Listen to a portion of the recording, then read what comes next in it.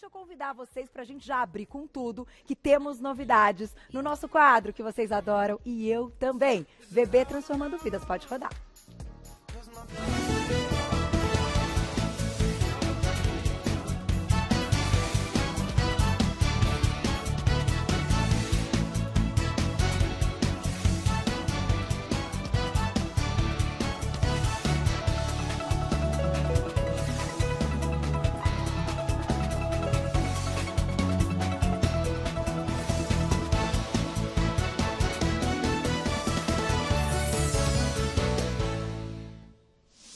Tá aí, olha, vamos retomar a semana passada, porque o episódio foi super legal. A gente apresentou aqui uma tecnologia nova que vai ajudar a Aninha e vocês aí de casa também.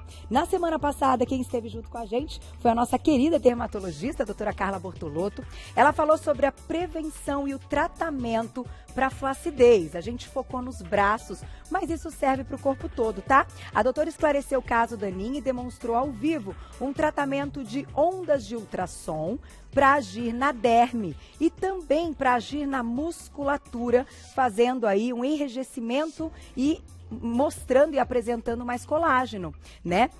Foi super legal, vale a pena conferir lá no nosso canal do YouTube, para quem não viu, é uma tecnologia novíssima. Nós somos o primeiro programa aí a apresentar, tá? Esse aparelho ao vivo aqui no Você Bonita. Então, para quem não viu, vai lá no canal do YouTube do Você Bonita, compartilhe, veja que a tecnologia hoje está a nosso favor e pode nos ajudar muito. Tá aí, foi bem bacana. Aninha, gente, conquistando muita coisa. Eu soube já que ela emagreceu mais um pouquinho e a gente vai conferir tudo agora, que eu já conto para vocês qual é o tema do nosso episódio de hoje. Bom, a gente sabe que estresse está associado à vida moderna. O estresse é o problema, né, atual aí, quando a gente coloca em uma série de doenças que podem surgir, a gente sabe que o estresse está sempre envolvido. Tentar, né, diminuir o estresse, eu acho que hoje é o maior desafio que a gente tem como seres humanos, com a vida que a gente leva e com tantas coisas que acontecem e com tanta cobrança que a gente carrega também. Só que a gente descobriu que o excesso de gordura mais o estresse, aí sim pode ser bem perigoso. Então o nosso tema de hoje é com o nosso queridíssimo, ele que é cardiologista, intervencionista, Dr. Marcelo Cantarelli. Bem-vindo. Tudo bem? Prazer tê-lo aqui. Boa tarde, Estamos Aninha. Novamente. Olha como ela tá ali. Não, preciso mostrar o look de hoje. Vem cá, me dá um beijo. Bem-vinda, viu? Muito prazer sempre tê-la aqui. Vem cá. Gente, a Aninha, ela tá resgatando o armário. Não, esse é novo! Aí é gostoso também, né? É bom também. Quantos muito quilos? Bom. Conta pro pessoal. Já se foram um pouquinho mais de 18 quilos. 18 quilos a menos num compromisso seu com você mesma, Sim. com os nossos queridos, né, médicos especialistas e com você bonita. Parabéns, viu? Obrigada, Tá muito Carol. linda ela, não tá, gente? Vamos lá. Por favor, fique à vontade. E o nosso assunto hoje é seríssimo, doutor, e a gente vai ajudar muita gente, tenha certeza. Queria, na verdade, que você comentasse, né, e abrisse esse nosso papo, explicando, poxa vida, como é que o estresse, ele tem aí um efeito para o nosso corpo que é, assim, avassalador, né? Porque, embora a gente não tenha noção como isso acontece, o corpo sente de uma forma fatal o tal do estresse, que a gente também não consegue palpar, né? E ele também não aparece em exame. É isso que deixa, eu acho, que as pessoas, assim, né, mais intrigadas. Sim, sim. O estresse, na verdade, ele libera uma série de substâncias que são nocivas ao nosso organismo. Principalmente neurohormônios, como a noradrenalina, a adrenalina. E esses hormônios, eles fazem com que a frequência cardíaca aumente e a pressão arterial aumente. Isso, teoricamente, seria benéfico numa situação, por exemplo, em que você passa um susto e você tem que correr. Isso é um mecanismo de defesa, por exemplo, que vem desde a época da pré-história, onde o homem tinha que correr daqueles bichos enormes e tal. No dia a dia, você sentiu o estresse, essa agitação da cidade grande, o trânsito, os problemas, as dívidas, enfim, tudo isso leva à liberação desses hormônios de uma maneira crônica e leva a um esgotamento do nosso organismo. Então, o estresse crônico, ele leva à piora o aparecimento de uma série de problemas, uma série de doenças, né? Desde de quadros psíquicos, como depressão, ansiedade, até quadros físicos, como a queda da imunidade. Quantas vezes, quando você fala assim, caiu a imunidade, peguei uma gripe, etc. Até problemas cardiovasculares também. No lado do coração, por exemplo, esse aumento da pressão arterial, aumento da frequência cardíaca, o estresse crônico, leva ao aparecimento da angina e até do infarto. Porque elas agem no tecido que está dentro das nossas coronárias, chamado endotélio, fragilizando o endotélio, facilitando a agregação e o depósito de gorduras do colesterol nessas coronárias, o estreitamento das coronárias, a ruptura desse tecido, e tudo isso pode levar ao infarto do miocárdio. Então esse é o mecanismo. Esse é o mecanismo. A gente tem imagens, então, que eu acho que vão ilustrar um pouquinho disso que você está contando para a gente. Vamos colocar o vídeo na tela? Olha lá o que acontece que a gente não consegue ver, né, e que muitas vezes pode ser fatal. Já já a gente vai falar a respeito da gordura. Vamos ver se está no ponto. Está no ponto, Glaucia? Aí.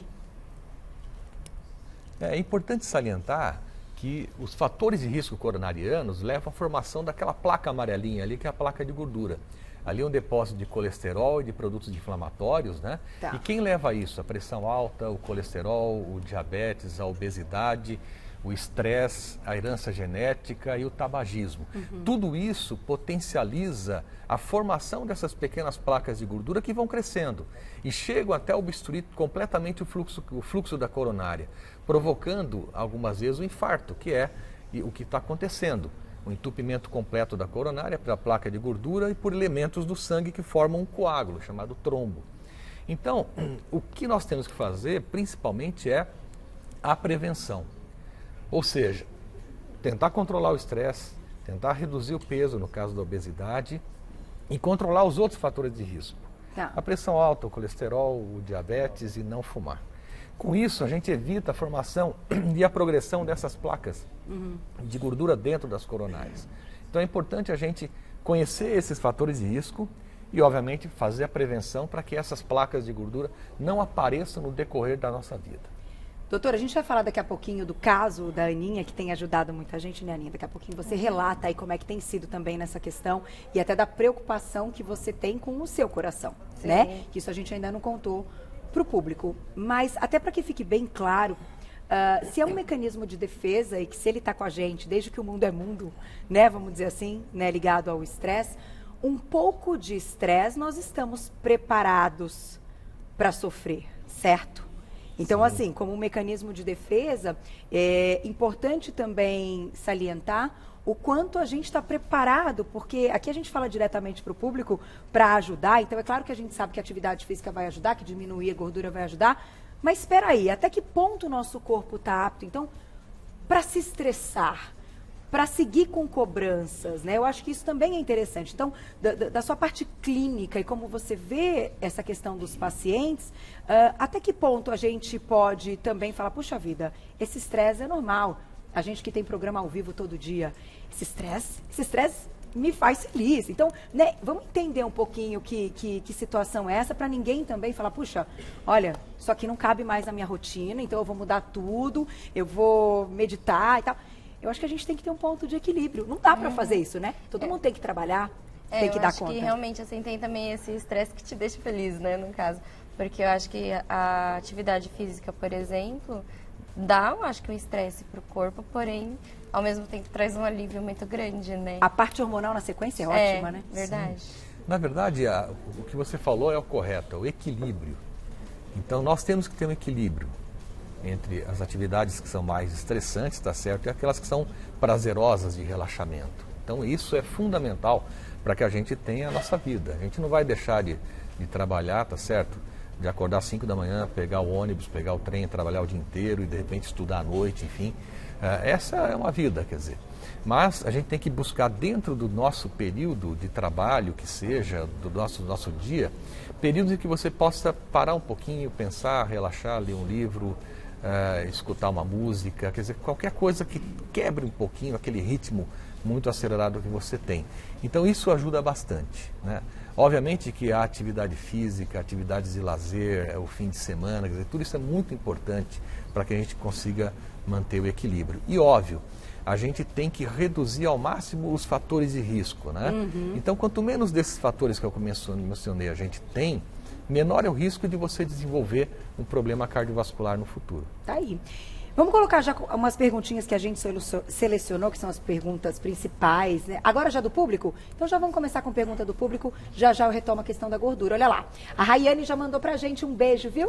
Se a pessoa tem uma alimentação saudável, mas está sempre estressada, mesmo assim pode ocasionar placas de gordura no coração? Excelente pergunta. Mesmo assim pode, porque na verdade o estresse é um fator de risco.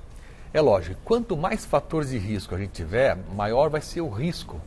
Então, se a pessoa é obesa, diabética, hipertensa, tem um colesterol alto, fuma e ainda é estressada, ela vai ter um risco de ter um infarto nos próximos 10 anos muito maior do que aquela pessoa que é apenas estressada. Entendeu? É óbvio que existem algumas situações de doenças cardiovasculares relacionadas ao estresse agudo, como a síndrome do coração partido, que é a síndrome de Takotsubo, que é uma lesão ao músculo do coração que faz de maneira bem abrupta, que parece um infarto do miocárdio, e é ocasionado por um estresse extremamente intenso e agudo. Um assalto, por exemplo. Então, o estresse agudo também é nocivo. Mas, obviamente que quando nós tentamos ter apenas o estresse como fator de risco, e a gente consegue, então, controlar o estresse, então aí o benefício é bastante grande. Agora, a Aninha, quando começou a mudança, né, quando você tinha lá seus quase 20 quilos a mais, o processo de emagrecimento e de cuidado com a questão da obesidade, que é muito sério, que é um ponto número 1, também dá um estresse. E queria entender um pouquinho, doutora, até que ponto a mudança é positiva, mas mudar hábitos também pode ter um estresse. Então, imagina quanta gente está tentando e que também está sentindo a paulada, porque não é fácil, né? O que você sentiu? Relata um pouquinho do início, só a sua experiência. O que foi mais difícil? Eu acho que, a princípio, assim, a minha dificuldade, que me estressava um pouco, assim, era conseguir organizar a minha alimentação, por exemplo. Porque eu até comentei que eu descobri que o meu maior problema é a falta de organização até na alimentação. Puxa. Eu não me programava por que a gente ia comer a semana toda. A gente ia... amanhã eu faço isso, entendeu? Então, hoje tem isso, é isso que a gente vai comer, sabe? Certo. E a gente não se programava. Então, isso foi uma mudança mais brusca na minha rotina, que eu tive que passar a programar tudo que eu ia fazer durante a semana. E assim, ao mesmo tempo, por ter que mudar a rotina, te estressa, né? Gerou um estresse, te deu uma preocupação ali. Sim, será que uma eu vou conseguir? preocupação, não um estresse assim de tipo, sair quebrando tudo, né? Entendi. Mas assim, realmente a preocupação de se eu for conseguir ou não. E até a terapia ajudou nisso também, né? Pra uma coisa de cada vez, né? Porque você, ao mesmo tempo, também está com a Renata, Sim, que é especialista sim. do quadro, nossa psicóloga, te dando aí também eu diria assim, um planejamento para você se organizar. Exatamente. Porque a gente pensa, não é fácil, né? E às vezes é um estresse silencioso, que foi o que a Gláucia comentou aqui comigo agora no ponto. E aí, doutor, como é que a gente organiza tudo isso? Porque pro corpo o estresse é único e vamos lá, né? E aí você fica numa... E às vezes você não consegue chegar no objetivo. Essa é a minha preocupação, por isso que eu tô aqui nesse assunto. Sim. Pro pessoal de casa que está vivendo isso. Toda vez que você tem uma meta a atingir, isso gera um estresse, tá certo? Então, hoje você tem uma quantidade grande de jovens que estão começando a se preparar agora para o vestibular, ou para o Enem, que é agora em novembro, dezembro. E isso é uma meta a ser alcançada, isso ocasiona um estresse. Então, temos metas no nosso trabalho, enfim. É óbvio que isso gera uma certa preocupação, em níveis de intensidade diferente, depende muito da pessoa, de como ela trabalha. E muitas vezes, a pessoa precisa buscar uma ajuda, né? Um profissional, foi o caso da Ana, de se passar essa fase de uma maneira mais confortável, né? Então, eu acho que isso vai de cada um. Mas é lógico, se a gente pesar na balança, em termos da Ana, por exemplo, que ela é uma pessoa saudável, ela só tinha um fator de risco para a doença coronariana, que é a obesidade. Então, ela tem esse fator de risco. E ela está tirando da frente esse fator de risco. Quer dizer, não é um problema estético, tá certo? Ele é um problema de saúde. A obesidade é um problema de saúde real. Então, mesmo que gire alguma preocupação, quer dizer, o benefício que ela vai ter, uma redução de peso, deixando de sair de um MC, onde coloca ela como obesidade mórbida, aquela que vai trazer problemas de saúde no futuro, em 10, 20, 30 anos, esse benefício é extremamente importante. Então, vale a pena. o esforço, sim. Entendi. É colocar na balança do que, Sim. né? Do que vai ajudar. Exatamente. E apesar de eu não ter a diabetes, não ter nada, a gente até falou no programa com o Dr. Roberto que eu estava encaminhando para uma, Tava né? quase, né? Então já seria mais um fator de risco. E o fator genético que o doutor acabou de comentar também, né? Minha família tem muitos casos, né? De obesidade. Isso. Não só obesidade, mas pressão alta, todos esses agravantes para levar a um infarto. Minha mãe, ela é trombofílica. Olha. Então, assim, tudo isso poderia desencadear realmente. E a genética, gente, lembrem-se disso, é o que a gente não pode mudar. Mas É todo verdade. o resto está ao nosso Exato. alcance. Né? Exatamente. É o único fator imutável. É. Então a gente vai mudar o resto. Nós vamos trabalhar com ele ali, mas podendo mudar, por isso que a gente está tocando no assunto da condição da gordura e do estresse. Eu vou colocar mais uma perguntinha, olha lá, que a produção preparou as principais perguntas de consultório, você mande a sua ao vivo, na tela. O que fazer, então, para evitar as doenças do coração? Vamos listar tudo isso para vocês? Deixamos uma perguntinha que é frequente. Embora a gente saiba aí que a atividade física é algo de extrema importância, enfim, e evitar algumas coisas. Como que você vê isso, assim, vamos falar na prática, doutor? Porque tem coisa que é muito bonita teórica, mas quando vai pra prática, não é, Aninha? Você sabe disso.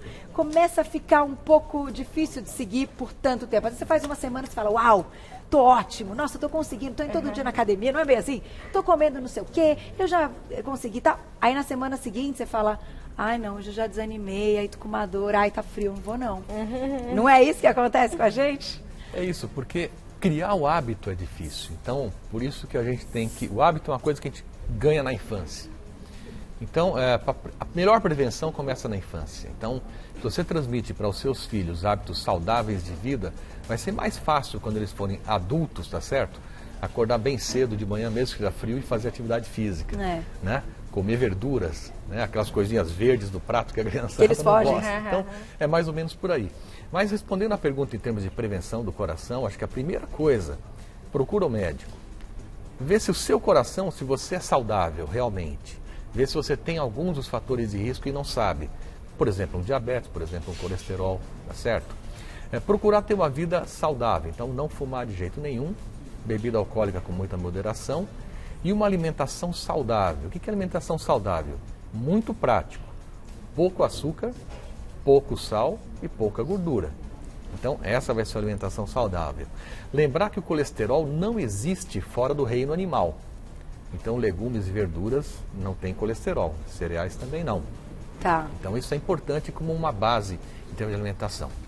E a atividade física, principalmente atividades físicas de movimento, atividade aeróbica, constante, frequente, mais que 4 ou 5 vezes por semana, até ideal quase que todos os dias. Isso vai ajudar a reduzir o risco cardiovascular.